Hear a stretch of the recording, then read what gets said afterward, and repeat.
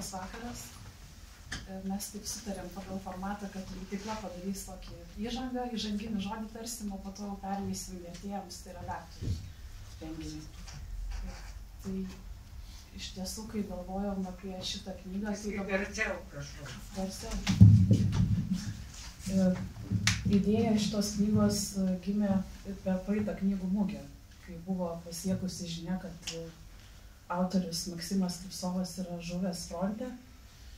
Ir mes susitikom visi su Marium, Antanu ir Benu ir nusprendėm, kad reikia šitos knygos lietuviškai. Tai tada buvo toks mūsų pokalbis, bet aišku visi jau tada supratom, kad visos lėšos bus skirtos Lietuvos rašytojų sąjungos fondui, kuris renka paramą Ukrainos kariams ir gyventojams. Na ir vėliau jau Simonas parašė projektą Lietuvos kultūros tarybai ir pavyko gauti finansavimą. Ir taip kultūros tarybos dėka lėšų užteko spaudai ir simboliniams honorarams, vertėjams ir redaktoriui. Tai labai esam dėkingi dėl to. Na ir čia visas sąrašas yra žmonių, kurie dirbo prie šitos knygos, tai be vertėjų Mariaus Buroko, Benedikto Januševičiaus, Antano Jonino, redaktoriaus Donato Petrošiaus, taip pat prisidėjo Rasa Milerytė, Austėja Jakas, kurie adaptavo ukrainietišką viršelį lietuviškam leidimui. Panaudojome Julijos Stachivskos straipsnį, kuris pirmą kartą buvo publikuotas žurnale Nara. Ir dėkingi esam vertėjai Jurgitai Jasponytei už tekstą lietuvių kalba. Tai gal tiek ir tada pratęs mano kolegos kitas padėkas. Tai kaip ir labai nemažai Greta jau paminėjo, tai visų pirma, žinoma, dėkojame dar kartą Lietuvos kultūros tarybai parėmusi šį projektą ir be jos finansavimo knyga nebūtų išėjusi. Taip pat dėkojame ir spaustuvai Petro Ofsetui, kuris davė nuolaidą ir knyga išėjo tokia graži, kokia išėjo ir jos išėjo tiek daug, kiek jos išėjo, nes projekte buvo numatytas žymiai mažesnis tiražas. Taip pat dar sykį dėkui, svarbiausi žmonės be abejo yra vertėjai ir redaktorius ir dėkojame visiems prie knygos prisidėjusiems. Na, kad paskutinė padėka, tai visiems, kurie knygą įsigijo ir dar įsigys, nes visos lėšos keliauja kilniam ir reikalingam tikslui. Šlovė Ukrainai. O dabar prie mikrofono kviečiame knygos redaktorių Donatą Petrošių. Labas vakaras. Ačiū, kad atėjote, ačiū, kad visais kanalais, socialiniais tinklais ir gyvai leidžiat mums suprasti, kad šita veikla ir buvo jūsų laukta, šita knyga buvo jūsų laukta, kad jau daugiau nei ketvirtadalį jau tuoj bus trečdalis tiražo išpirkta.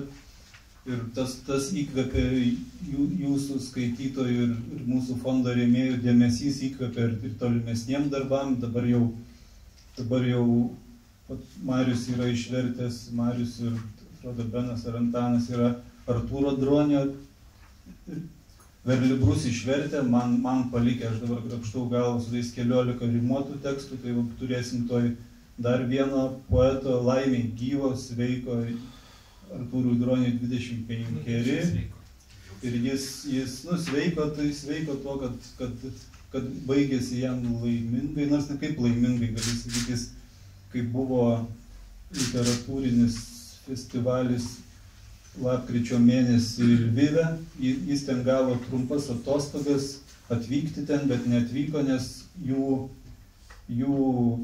grupelė, jų būrys atsitraukdamas buvo atakuotas priešo ir 2 ar 3 iš tų 5 buvusių žuvo. Artūrui tik buvo sužeidimai rankos, peties, kojos ir jis dabar sveiksta, bet yra gyvas, vaikšto ir galva sveika svarbiausia ir toliau rašys, tikėsimės ir išgyvens, kiek tas karas truks. Vakar sužadėtuvės jau buvo, tai viskas čia gerai. Tai va, o aš aš kaip redaktorius, čia per skambiai pasakyta, aš toks buvau kaip kolega patarėjas, kaip papildomas akis. Daugiausiai žiūrėjau, jeigu ne kokios kalbos kultūros ar kalbos sklandumo ar kalbos gražumo reikalus, bet daugiau gal sužiūrėjau slengas, ką vertėjai, ne viską šiuolaikinę jaunimo kalbą, kai kurių netitikimų gal išvertus buvo likę, arba karinius terminus, kur reikėjo pasukti galvos, gal mūsų kalboje, lietuvių kalboje nelabai yra atitikmenų. Tai tas redagavimas nebuvo sunkus ar sudėtingas, viskas vyko sklandžiai ir knyga išėjo tokia,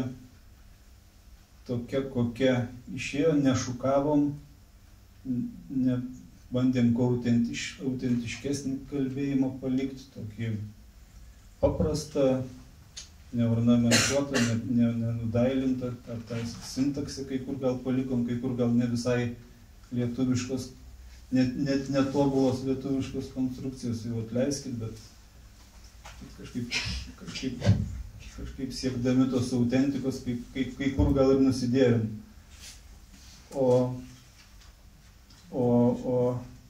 kadangi jau laiko praėjo keletas mėnesių, tai tie reikalai veja vieni kitus, tai aš dabar gyvenu, kas būtų man pravertę, jeigu būtų jau pernai buvę jo dienoraščių ir esė knyga išleista iš naminamų puolų pametį, atminties minų lauke, jo Valerijus Puzikas, jo ginklo draugas ir poetas fronte surinko, kas spėjo rasti iškrapštę iš socialinių tinklų, iš jo užrašų, iš esė kažkur kitur publikuotas ir nuo 15 metų iki pat žūties visus jo įrašus socialiniuose tinkluose paliko ir jį skaitai ir jūs skaitydami ir eilėraščius ir gal kažką iš tų jo dienoraščių išversim, pamatysit jo humorą, jo šiltumą, jo optimizmą, kad ir nors kas paradoksaliai kertasi su labai sunkia padėtim fronte ir su tokiu mums nesuvokiama kasdienybė. Ir kur mes savo kailiu niekada nesam patyrę viso to drėgmės ir šalčių geliančio ir viso to siaubo aplinkui viskam sproginėjant, bet Maksimas visą tai sugebėdavo prašyti su humoru, kažkaip šviesiai, vis viena knyga kartu labai tamsi, bet tos šviesos daug. Ir kažkaip kai pagalvoju, 33 žuvo nesulaukęs 34-ojo, tai tas jo kartos balsas, jo bendramžių, kurie pakliuvo į visą tą sūkurį jau nuo pat Maidano, nuo orumo revoliucijos ir pasiliko ten ir iki šiol ten kažkaip gyvena tarp to normalaus civilinio, bet visi mintimis arba savanoriaudami, arba tiesiogiai fronte kaudamiesi. Tai va, aš dabar eilėraščius man jau nustelbė tie dienoraščiai, aš gal vieną pastraipą ekspromptų išversiu, metai iki čia pusmetis iki prasidedant tam, jis jau 15 metais, jau 2015-aisiais jau jis buvo prie Avdijivkos, prie visų karščiausių taškų Donbase, kovėsi ten, nors ir savo būklę, būseną ten žygdarbius po 6 metų fronte susumuoja va taip, kad šiame kare aš nenuveikiau ničnieko tokio kieto, nieko tokio šaunaus. Nuoširdžiai sakant, visiškai nieko. Visi mano žygdarbiai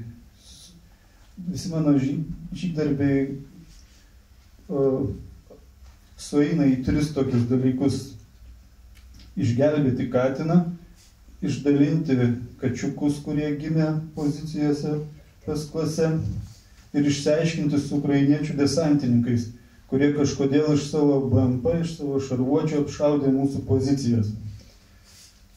Tai va, aš čia tas gal išversiu socialiniam tinklė ar kur nors pasidalinsiu.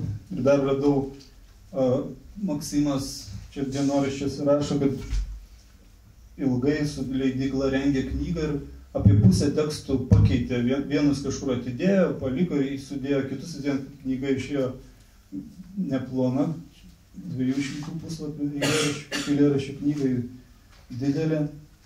Bet čia tarptų dienoraščių irgi įdomiausių tekstų, ypač čia kaip už akis greičiausiai čia užkybo už jo haiku karinių. Šiaip griaudi tankas, sproginėja minos, laikas gerti arbatą. Arba dega miškas, laksto pelės, rudens pradžia. Tai va toks tarsi iš tų visų baisumų visur Maksimo šypsena. Ir tas yra gražu ir manau pajusit, iš ką vertėjai perskaitys šį vakar, ką pasirengė skaityti, kokia tvarka norit ar reikia skaityti, aš dabar net nežinau, gal Antaną kviesti pirmą. Pagal abėcėlę. Polina. Budlaskas.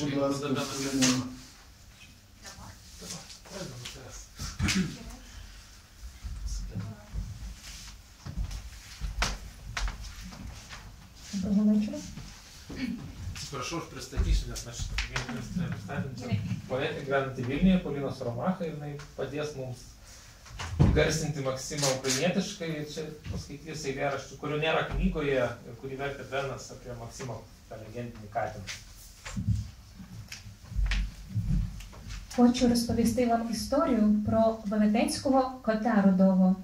Як висохлі серпневі пописи, він має лиш білий нагрудник, сумні зелені, наче зелене масло очі. Часто прижмурює брови, наче вивчає наукову працю, бо сонце тут не трапляється. Коли ви востаннє бачили сонце? Свого часу, на початку осені. Він був загрозою усіх тутешніх мишей. Ей, це бліндаж великого рудого кота. Пробігай повз нього, якнайшвидше, шепотіли вони між собою. Одного разу він намагався спіймати мишку. У лінивому, але феноменальному стрибку, пролітаючи над пальником з відкритим блакитним полум'ям. Тепер опалені, неохайні, смішно закручені, як у відомого художника, уже не такі довгі вусики, нагадують про той легендарний стрибок. Він вмощується на краєчку полиці для сну. Поруч з ходом бліндаж, завішеним 2 шрами ковдри, і розглядає щось крізь маленькі щілинки, можливо, когось, ворога або друга, лисицю або людину. Вичікує. Кіт знає кожну стежку. Кожен окоп – нірку бліндаж. Він має одну таємницю. Коли на вулиці роздається страшенно гучний і грізний безладний галас і зривається земля, це прокидаються давні велетні. Ідуть у своїх справах, він миттєво застрипує в діру в обшивці та й ховається десь в глибинах та катакомбах невеличкого бліндажа і не висунеться ще чого, допоки велетні не находяться. Коли він засинає, повільно витягує передні лапки. Йому сниться літо. Сниться цілий цегляний будинок. Сняться кури, які бігають по подвір'ю. Сняться діти, які частують пиріжками з м'ясом. В мене з рук випадково викочується шолом. Падає на багнюку. Кіт прокидається. Прижмурює очі. Уважно роздивляється навколо. Свої. Засинає.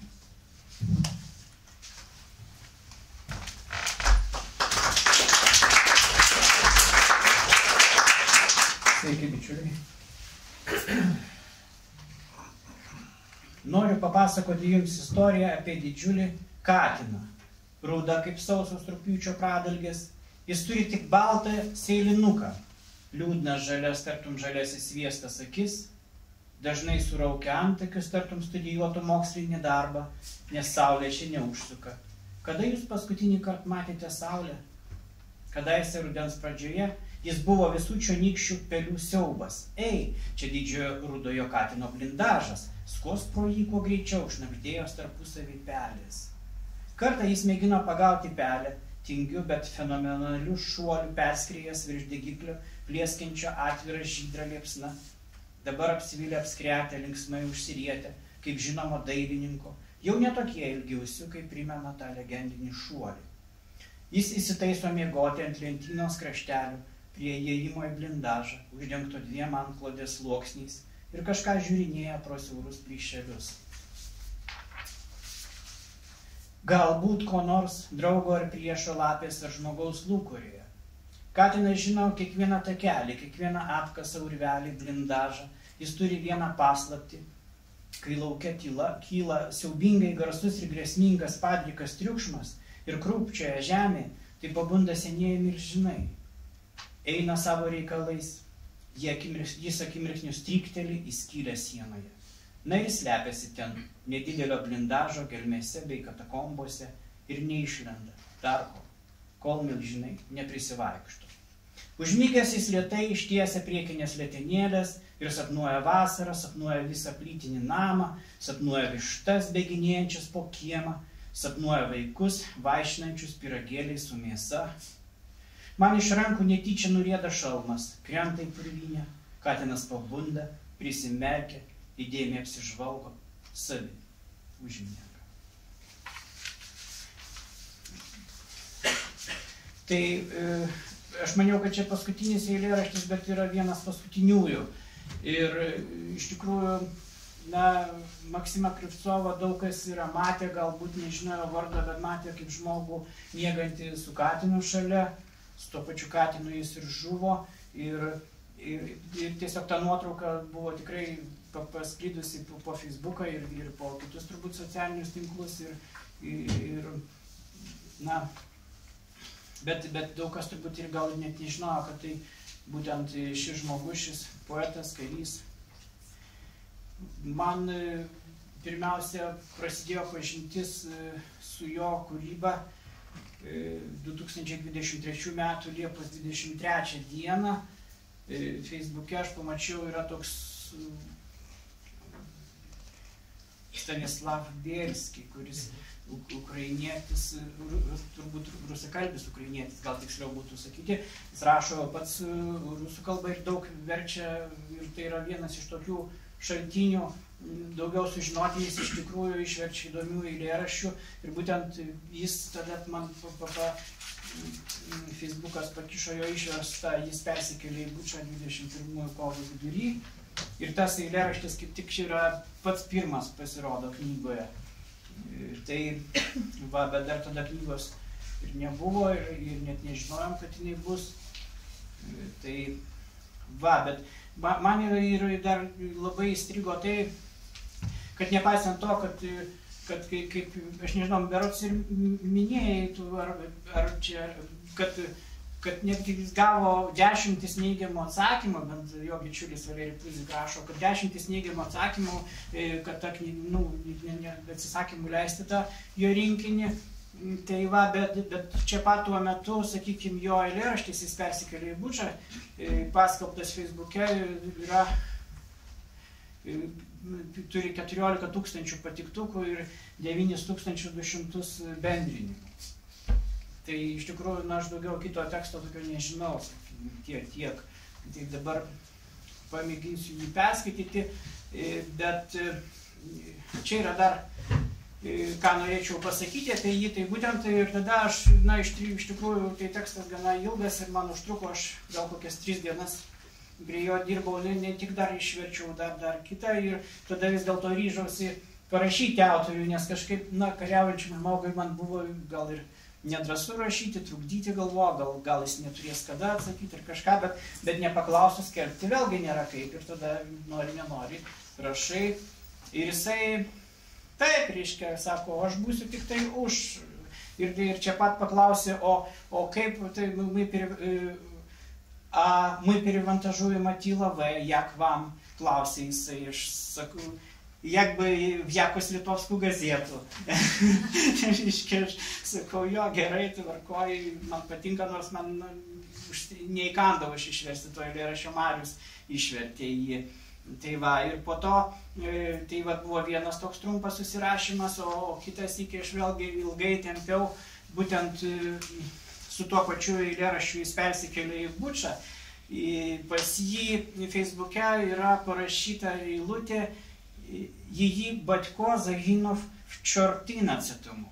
Ir man tas žodis taip patiko, aš ir išverčiau 19-aisiais, kad jos tėtis žuvo 19-aisiais.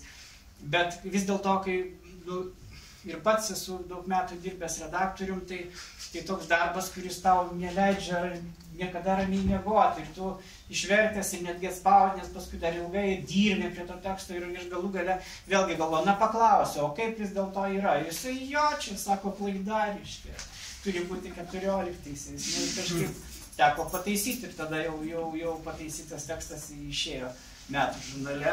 Nors turbūt nedaug trūko, kad būtų išėjęs senas variantas, nes mes sutikrinome šitą žinią, sutikrinome gruodžio 11 dieną, tai jau turbūt visai paskutinė ten minutė, bet, žodžiu, jau 11 tapo 14-aisiais vertime. Jis persikėlė į Bučą 21 kovo vidury, išsinuomojo mažytį butą Cokolėje ir įsitaisė katiną, kurio kailis buvo eklero glaistos spalvos. Jis eidavo anglų kalbą, sporto klubą ir išpažinties, mėgo stebėti, kaip krenta sniegas ir migloje išnyksta gatvė. Jis klausydavos Radiohead, senų Okean Elze albumų, lietaus, griaustinio bei širdies dūžio mergaitės, su kurio užmigdavo mažyčiame cokolinėme bute ir pabusdavo mažyčiame cokolinėme bute, bučiuodavo jo šiltą veidą, spaudėsi prie lipnaus jos kūno, nerdavo delnų jos plaukų bangas ir kapanodavos ten, tarsi musė voratinklį. Jinai paliko jį rudenį, taip kaip paukščiai palieka miškus, taip kaip inžinieriai fabriką po pamainos ir išvyko į Lenkiją, kad ten apsistotų. Jis paėmė katiną panašų į pyragaitį ir pasakė, katinė, mums reikia keliauti. Mus kaip rytas, kaip gyvenimas, kaip liga, užklupo šaltas kaip ledas karas, pamoka pavadinimu ramus gyvenimas, baigėsi. Migloje išnyksta gatvė, pliaupia lietus, niekas jo nesiklauso, katinas išbėgo į lauką, jo vardas Vėjas. Ant kryžiaus tarsi ID kortelėje parašyta, čia ilsisi numeris 234 amžinatilsį. Jis svajojo nukeliauti į Patagoniją, užmegzti romaną su roko muzikantu, reinkarnuotis į carienę ar žuvį. Ketino parašyti knygą apie tai, kad atmintis trapi kaip krembriulė plutelė, pažeidžiama tarsi meilė, išbyra kaip smėlis tarp pirštų ir pranyksta, pražūva, nebuvo. Ji mėgo savo dviratį, sutirštinto pieno ledus, rinko pageltusius lapus kaip pašto ženklus, mėgo stebėti debesis, kuriuos išbarstė, tarytis pradėsius kino teatre nevalyvas berniūkštis. Viena keliavo į kalnus, kad atliktų inhaliacijas miškų ir orų, rinko mėtas ir gauromečius, rinko žvaigždės išdėliodama atminti tarsi nuotraukų albume. Jos tėtis žuvo 14-aisiais. Jai buvo 14, kai mama išvyko į Italiją ir nesugrįžo. Jis su nieko nepalaikė santykių, vis laukė roko muzikantų. Kai žiema nutarė pasilikti, bent jau lygi kito rudens, garsiai ir skaudžiai pranešdama apie tai, ir gatvėse padvelkė bauginama tyla, ugnim ir žeme, išsilakstė varnos. Tuomet jį nesutriko. Nuo viršutinės lentynos paėmė butelėlį su džiovintais gauromečiais bei čiobreliais, užplikė žolę supylė į termosą ir nešė į postus teritorinės gynybos vaikinams. Ant kryžiaus tarsi ištatuiruota. Čia ilsisi numeris 457 amžiną atilsį. Ji gyveno šalia parko, nedidelėme name, maitino voveres, maitino šunis, maitino girtuoklius, buvo rudens sergėtoje ir sergėtoje prisiminimų, išbarstytų kaip cukrus. Jai buvo 54, dirbo komunalinėje įmonėje, dėvėjo mėlynus epicentro drabužius ir važinėjo dviračiu. Dažydavo nagus tamsiai raudonai ir dažydavo lūpas tamsiai raudonai ir kasnakt jie lankė tamsiai raudoni sapnai. Ji žiūrėdavo kalbą Ukrainą, šluostė ašaras baltą nosinaitę, prisimindavo vaikystę, kokia šilta tuomet buvo saulė, prieš miegą skaitė kokotiuchą. Tartum plaukikas į vandenį nerdavo į savo sapnus, tamsiai raudonus tarsi nagai, tamsiai raudonus tarsi lūpos, laukdavo šeštadienio, kad nušluostytų dulkes kambariuose, išskalbtų drabužius, iškeptų šarlotį ir galvotų apie praeitį. Ją nužudė kovo 5, sukančią savo gatvėn, važiuojančią dviračių, nužudė kaip naktis nužudo dieną, kaip ruduo nužudo vasarą, nukryžiavo KPVT seriją. Ant kryžiaus, kaip skelbimų lentoje parašyta, čia ilsisi numeris 451, amžina atilsį, gatvėse ir laukuose radosi naujos Golgotos, tik tai kulkos vietoj vinių, tik tai artilerija vietoj iečių. Norėtųsi skaičiuoti dienas iki vasaros, skaičiuoti kačiukus, skaičiuoti vaikus, skaičiuoti žvaigždės, skaičiuoti lygi 100, užmiegant. Čia ilsisi numeris 176, amžina atilsį. Čia ilsisi numeris 201, amžina atilsį. Čia ilsisi numeris 163, amžina atilsį. Čia ilsisi numeris 308, amžina atilsį. Na ir čia padarėme 2 išnašas, tiksliau Donatas pataisė, kad Andrijus Kokotiucha yra šiuolaikinis ukrainiečių romanistas, o KPVT tai yra stambaus kalibro tanko kulkosvaidis. Na ir čia įdomu yra tai, kad rengiant dar metų publikaciją Regimantas Tamošaitis atkapstė, kad tas pats Andrijus Kokotiucha buvo Anykščiuose. Ir ne šiaip to buvo Anykščiuose, bet jisai, žodžiu, ten domėjosi istoriją ir dabar jau yra išėjusi jo knyga, kurioje ir dalyvauja ir Anykščiai, ir ten apie partizanų kovas, būtent ir tai, kad, žodžiu, Troškūnų kapinėse visai jau, kur, sakykime, aš gyvenu, ilsisi žmogus, buvęs partizanas, įvardžiu, ukrainietis.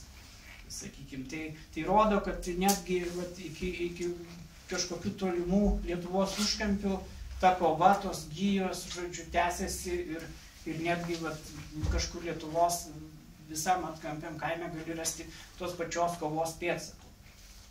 Na ir paskutinis vertimas, kurio čia nėra šito teksto knygoje, bet nes vėlgi buvo paskelbtas metų žurnale,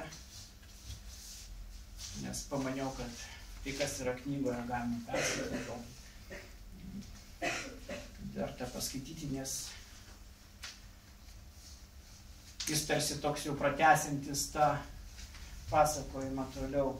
Dabar jaunų vaikinų ir merginų laidotuvės kaimuose ir miesteliuose tapo įprasta gyvenimo dalimi, kaip įvykis, kuris neišvengiamai nutiks, į kurį kas kart ateina vis mažiau ir mažiau lankytojų.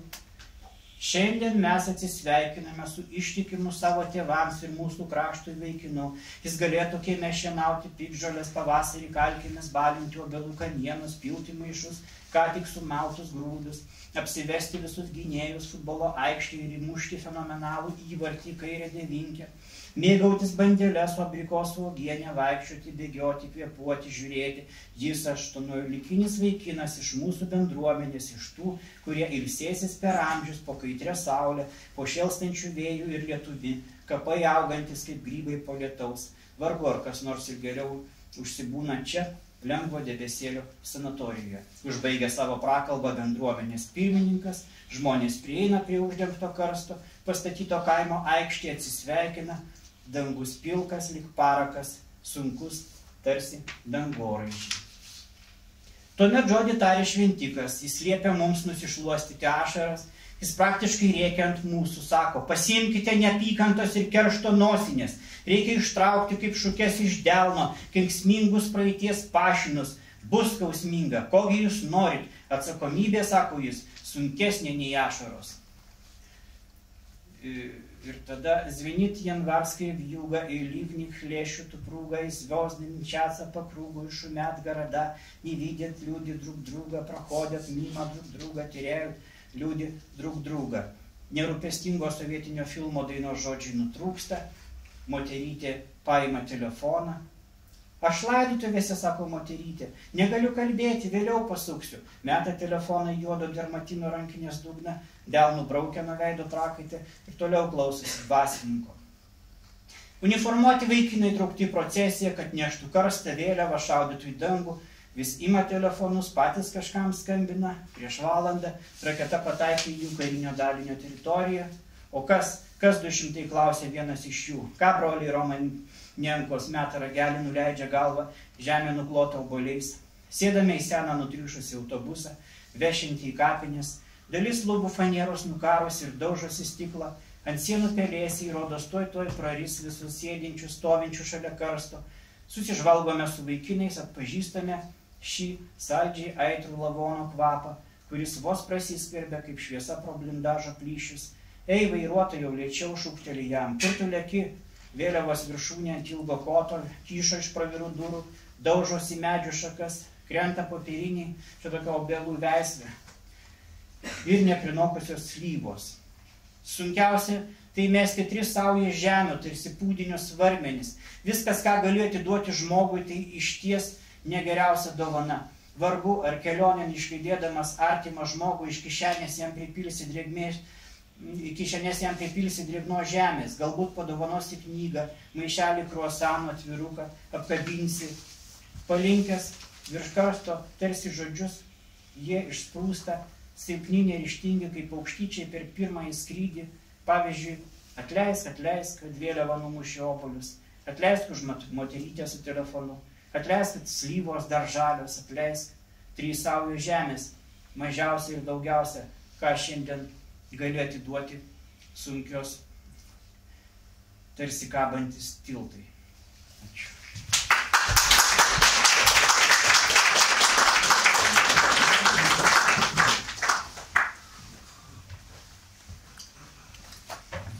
Labas vakaras. Šiaip labai džiaugiuosi, kad komanda mane pakvietė dalyvauti šitoje knygoje, prisidėti verčiant. Manau, kad ne visai čia tiksliai čia mane pakvietė, ne vien dėl to, kad reikėjo versti ribotus eilėraščius, bet vis dėlto aš jau seniai užsiimu ukrainiečių poezijos vertimu ir nuo 22 metų vasario, galima sakyti, ir dirbu vien ukrainiečių poezijos vertėjų, daugiausia tai užsiimu. Ir šitą Maksimo Kristovo, jo, šiaip, aišku, labai sudėtinga yra versti poetą, kurį žinai jo likimą ir žinai kaip. Bet tai yra, tiesiog mes nelabai kažkaip ir įsivaizduojame, kas vyksta tenai, ten šiuo metu toje žemėje. Ir žinome, pavyzdžiui, sakysime, apie Viktoriją Mėlyną, žinome apie Maksimą Krivcovą, bet turbūt nežinome, kad prieš naujosius metus Vasilijus Dorošenka, poetas, žuvo prieš porą dienų, poetas Michailo Mikusis, ir praktiškai kiekvieną dieną ten Ukrainoje šiuo metu žuvo tai koks artistas, tai režisierius, tai dailininkas, tai literatas, tai žurnalistas. Ir kai kažkaip seki šitos visus įvykius, tai suima toks iš vienos pusės ir bejėgiškumas, ir siaubas, ir kažkaip trūksta žodžių ir galvoju, ką aš galiu padaryti. Ir turbūt galbūt vienintelis dalykas belieka kažkur tai kažką prisidėti prie galbūt kažkiek tai tą ukrainiečių literatūrą ar verčiant ir galų gale tuos uždirbtus pinigus siunčiant ir manau, kad visi mes tą privalome daryti ir prisidėti dėl to, kad tai yra mūsų atsakomybė irgi. Ir šiaip, nežinau, galbūt iš pradžių perskaitysim, paprašysiu Polinos perskaityti irgi kokį nors eilėraštį, kurį aš tada perskaitysiu vertimą.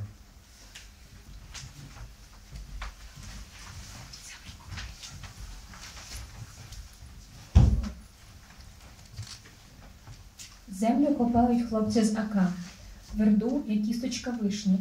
Сил вже катма, а навколо пітьма, блукає в зеленці Всевишній. Він підійшов, зняв капюшон, згадав це копчене повітря. Щоб краще копалось, землю пом'якшив тим, що знайшлося у відрах. Повітря легке, п'янке, як лікер, подумав, Христос може йти вже.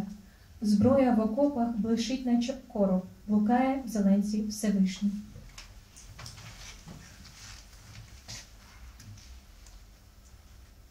Automatai smojuoja, žemelę kapoja, kaip vyšnios kauliuką kiečiausia. Jeigu jau ne savo aplinkui tamsa, žalumoj klajoja aukščiausias. Prieėjęs iš šono, jo be kapišono prisimena orą prismilkusi. Padės ko gali, suvilkis žemelę. Tuo, kas kibiruos buvo likę, oras apdygeris, svaigina kaip lygeris, tarė Kristus, aš jau keliausiu. Apkasuos ginklas, kaip karpis užvilgęs, žalumoj klajoja aukščiausias.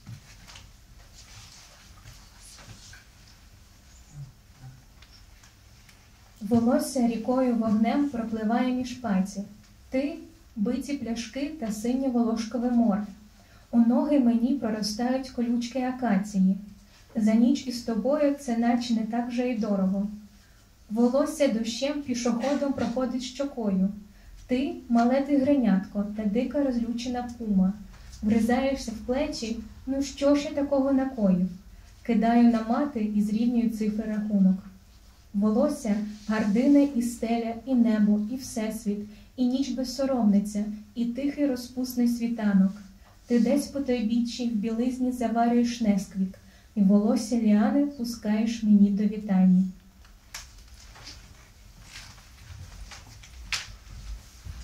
Plaukai tarsi upė, ugnim tarp pirštų vyniojas, tu butelių šukės ir rugiagelio melsvumo padangė.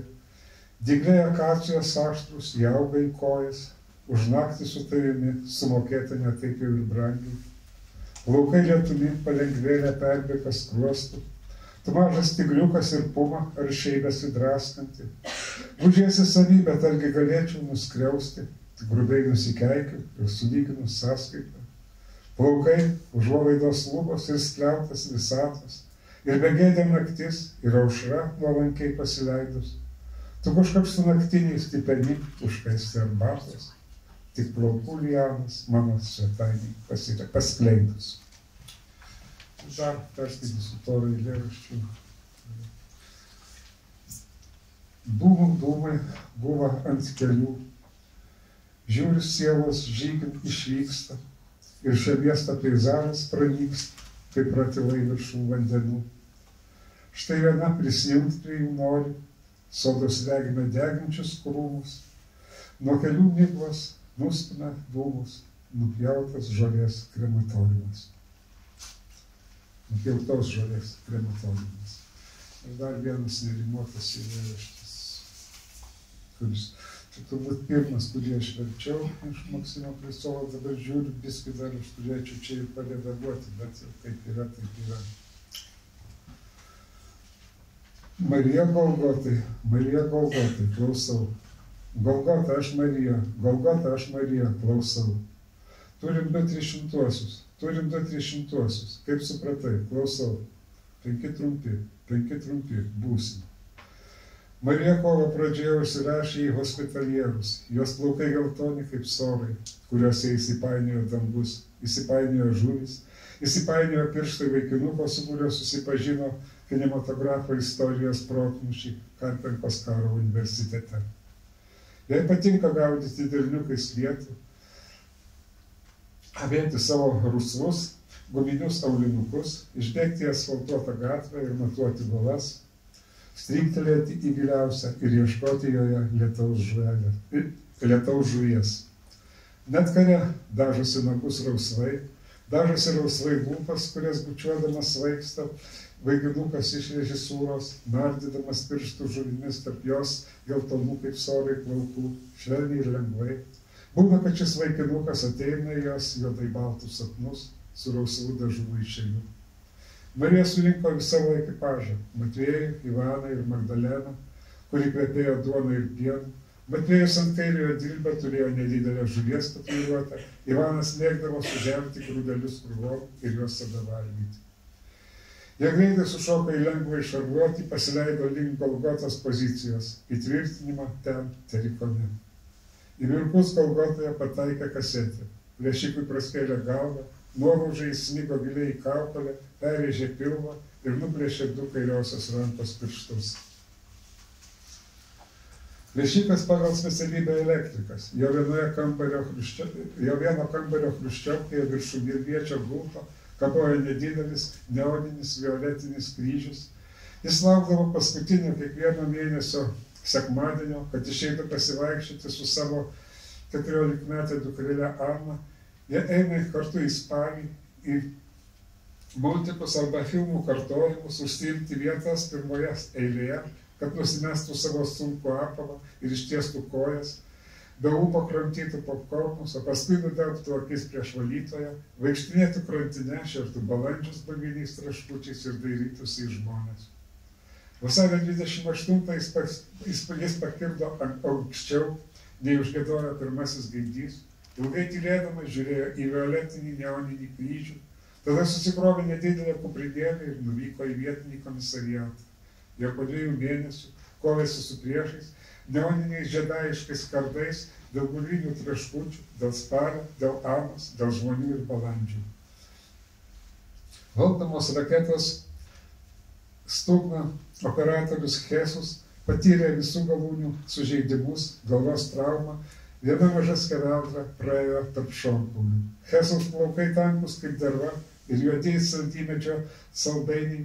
Jis baigęs Kijevo dailės akademiją, dievina Boscho paveikslus ir savo 5-mečio giminaičio piešinius. Jis ima padidinamą į stiklą, eina į Chalenkų muziejų, tyrinėja įtrūkimus ir smulkias detalės didžiuliuose aliejiniuose paveiksluose, laiko save mecenatu, su mėlynu šilko chalatu įsitaiso ant palangės ir stebi, kaip Ševčenkos parke žaidžia vaikai, kaip mergaitė su tėčiu lesina balandžius banginiais traškučiais ir ant jų krenta sunkus kaštonų lapai.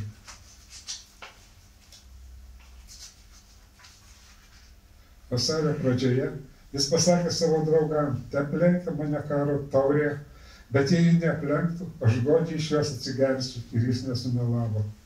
Dabar jis kasdieną išeidavo budėti į kovinę poziciją, užkeldamas ant Golgotos sunkią stugnos raketą, užsivirdavo paketėlyje kavos ir stebėdavo, kaip greunamos gatvės, kaip technikos karavanai kaitalioja dislokaciją, kaip varnos ieško maisto terikonų žemėje, kaip naktis praėjo karą ir pasaulius, gerdavo iš tos taurės, kol imdavo springti.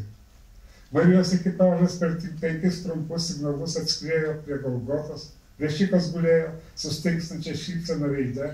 Galbūt jis dabar buvo toje vietoje, kurioje krenta bulvinių traškučių dribsniai, kino teatruose, tik pirmusios eilės ir visos gatvės prismaigstytos įvairiaspalvių neoninių kryžių.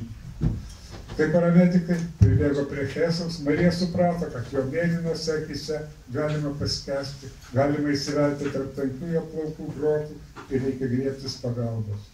Marija išvedžiojo Jėzaus krauju ant jo kaktos. Jėzus išmechanizuotosios turniketo uždėjimo laikas 33 metai nuo Kristaus gimimo. Paskutiniam gyvenimo sekundėm Jėzus iškvėpė vasaras ir žiemas, universitetus ir gatves, žuvis ir balandžius, muziejus ir parkus, nuodėmes ir abejonės, vienatvę ir medžius, jūras ir upes, meilę. Marija Golgotai, klausau. Golgota, aš Marija, Golgota, aš Marija, klausau. Turim 2-300-uosius, kaip supratai, klausau. 5 trumpi, būsi.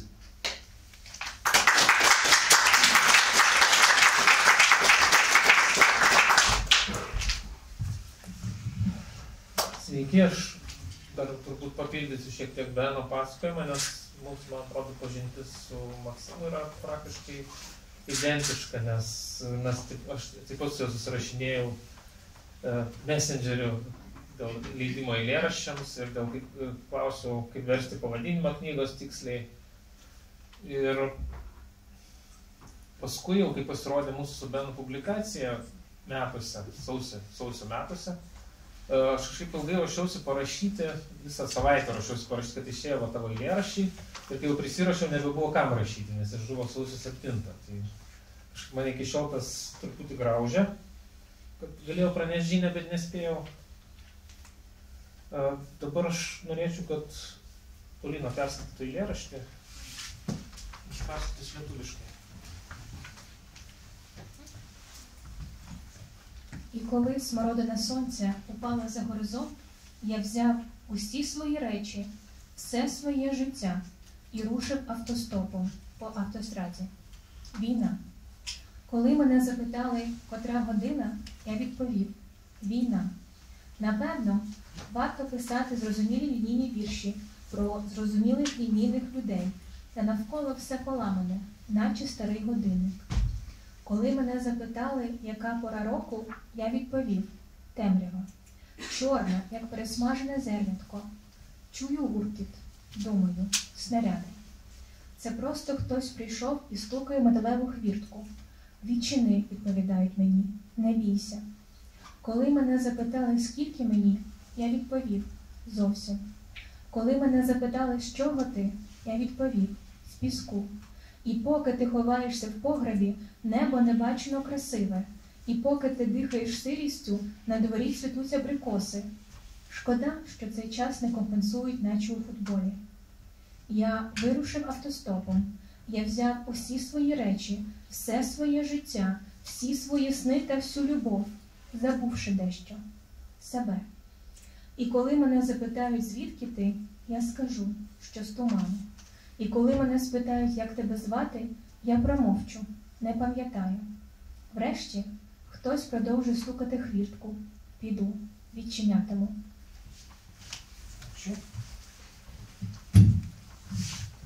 Ir kai saulės serbentas nusirideno už horizonto, aš pasiėmiau visus daiktus, visą gyvenimą ir iškeliavau autostopu, autostrada. Karas. Kai manęs paklausė, kiek valandų, aš atsakiau – karas. Tikriausiai verta rašyti aiškius ir teisius eilėraščius, apie aiškius ir teisius žmonės, bet viskas aplink sugadintai senas laikrodis. Kai manęs paklausė, koks metų laikas, aš atsakiau – tamsa. Juoda, kaip suskrūdęs grūdelis. Girdžiu griausmą, galvoju, sviediniai, bet tai tik atėjo kažkas ir beldžiasi metalinius vartus. Atidaryk, sako, nebijok. Kai manęs paklausė, kiek man metų, aš atsakiau, gana. Kai manęs paklausė, iš ko tu, aš atsakiau, iš smėlio. Ir kol slėpiesi Rusija, dangus toks neregėtai gražus, ir kol kvėpuoja drėgme, laukia žydi abrikosai. Gaila, kad šis laikas nekompensuojamas kaip futbole. Aš iškeliavau autostopu, pasiėmęs visus daiktus, visą gyvenimą, visus sapnus ir meilę. Ir kažką pamiršau. Save. Ir kai manęs klaus, iš kur tu, aš atsakysiu. Iš rūko. Ir kai manęs klaus, kuo tu vardu, aš nutylėsiu. Nepamenu. Galiausiai kažkas vis beldžia į vartus. Einu, atidarysiu. Perkrauname vaikūną. Jis dabar maždaug 50 cm ant 50 cm. Suviniotas į neštuvus, nemenkos kuprinės dydžio. Dėvė kūnas, išsklido kaip tešla. Gyvas svėrė 120 kg, net nežinau kiek dabar.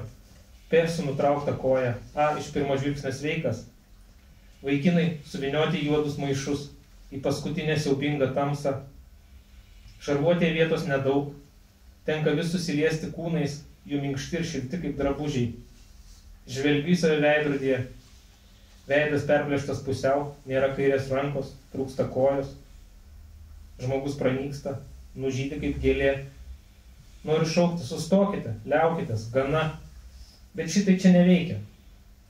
Norėjau pasiimti vaiką iš mokyklos, pasitikti merginą po darbo, pasiimti švarką iš valyklos.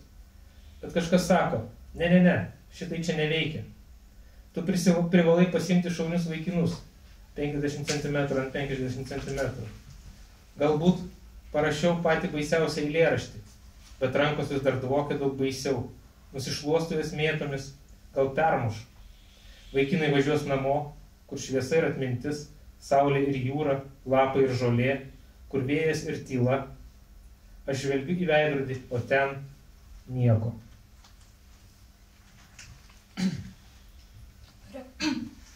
Перевантажуємо тіло В. Він тепер десь 50 см на 50 см. Замотаний в ноші, розміром наче великий наплічник. Тіло ДВ розповзлося, наче тісто. 120 кг за життя, і я не знаю, скільки тепер. П з відірваною ногою, А навіть цілий на вигляд. Хлопці загорнуті у чорні пакети, в останню жахливу темряву. В броневичку небагато місця. Приходиться доторкатись до тіл. Вони теплі та м'які, наче одяг. Я дивлюся на себе в дзеркало, обличчя розірване навпіл. Немає лівої руки, зникла нога. Людина зникає, розвіюється, як квітка. Хочеться кричати: «Зупиніться, перестаньте, годі!» Але це так не працює. Хотілося забирати дитину зі школи, забирати дівчину після роботи, забирати піджак із хімчистки. Та хтось каже: «Ні, це так не працює. Ти маєш забирати хороших хлопців розміром 50 см на 50 см». Можливо, я написав найжахливіший вірш, але руки досі смердять значно жахливіше. Обтираю руки м'ятою. Можливо, переб'ю. Хлопці поїдуть додому, до світла й до пам'яті, до сонця і моря, до листя й трави, до вітру, до тиші.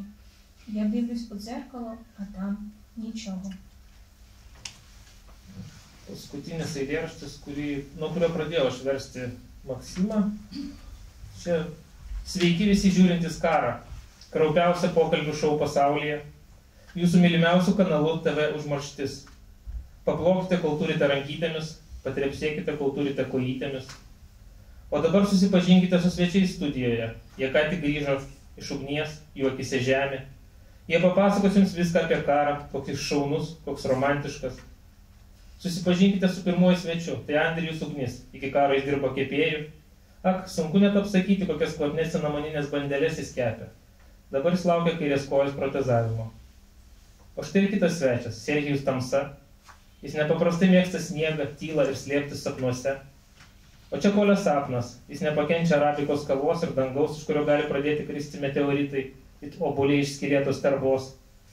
Kartu su vaikinais gegužės stovėjo miškelėje prie Iziumo. Jos užpylė kasetiniais ir fosforų, tik sapnas tą vakarą liko gyvas.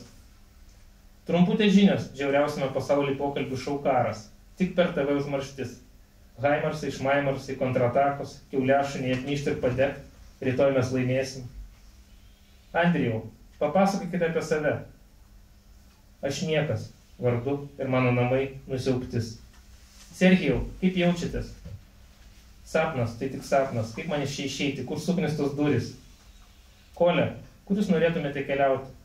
Aš norėčiau į praeitį, atkalbėčiau vaikinus lysti į tą miškelį. Reklama TV užmarštyje.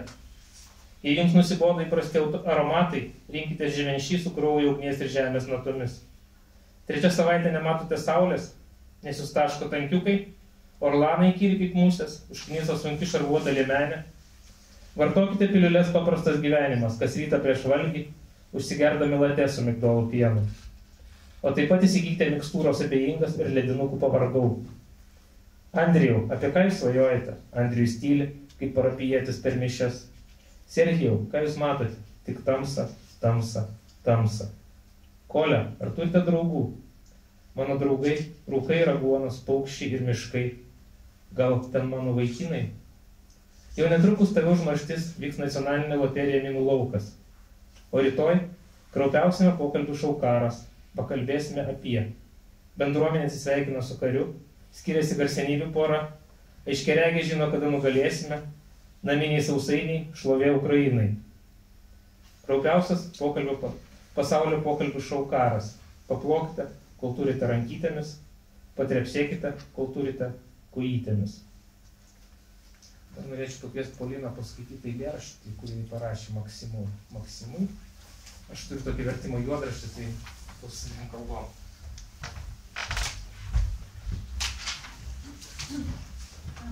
I speak on English because man tai nelabai gražus. It happens that I knew Maximus, like we met a few times, and from this period of time he remained in my memory as a person who visitated this forest. Я повернуся додому від горя, ластівкою в небі журливім, принесу з Балтійського моря сльози поета, перлини. І вдома, у лісі, на півспорожнілій країні ми, виживші, та всі, хто загинув, говоритимемо довго, до фіалок пори в навік спорожнілій квартирі.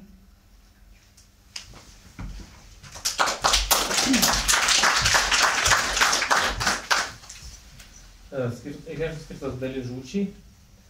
Aš grįšiu namo iš sielvarto, kregždė liūdname danguje, ir nuo Baltijos jūros atnešiu poeto ašarų perlų. Ir namie, ir miške, pusiau tuščiame krašte, mes išgyvenusieji ir visi, kurie žuvo, kalbėsimės ilgai, kol ateis laikas žydėti našlaitėms, visam laikui ištuštėjusiam bute.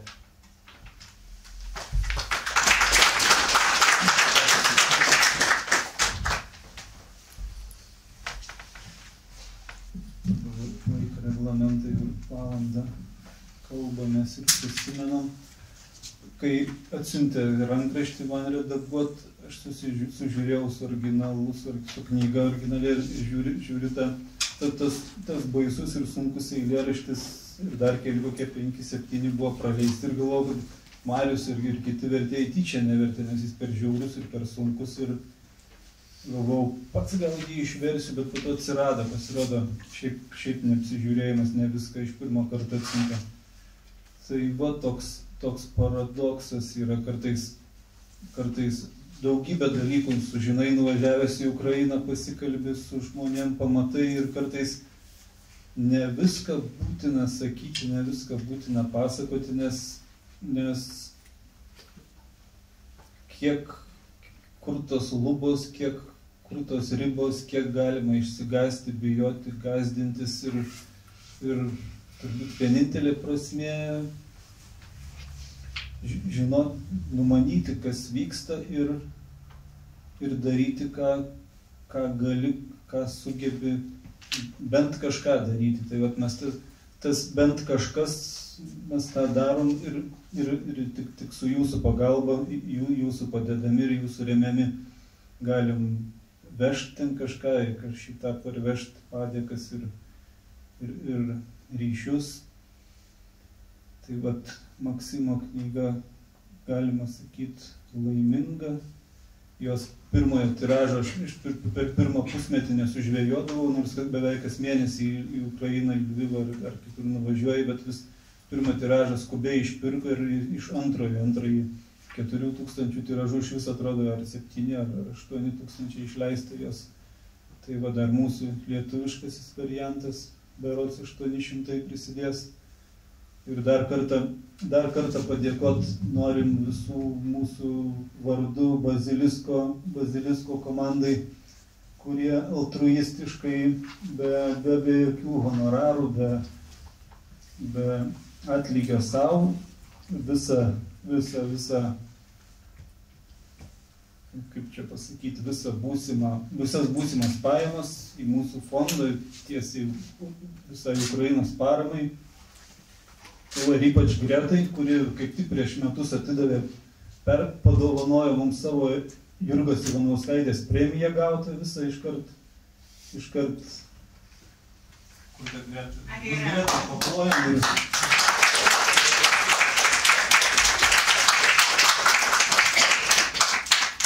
Nežinau, kaip čia užbaigti, kaip pabaigti šį vakarą. Aš tave papildysiu truputį, nes iš tikrųjų Maksimo knygos Ukrainoje yra parduotas 20 000. Ne 8, ne 9, 20 000 tiražas, nežinau, kiek leidimų buvo ir man atrodo leidžia ją tarp toliau. O dėl lietuviškos knygos aš turiu pasakyti tik tiek, kad Maksimo už dalį parduotų knygų laimingi artileristai Ukrainoje turi kalibratorių jau ir už kitą dalį, nežinau, turės turbūt medicinos ir turniketų. Tai pinigai dirba ir viskas turbūt gelbsti gyvybės ir padeda kovoti. Ačiū visiems.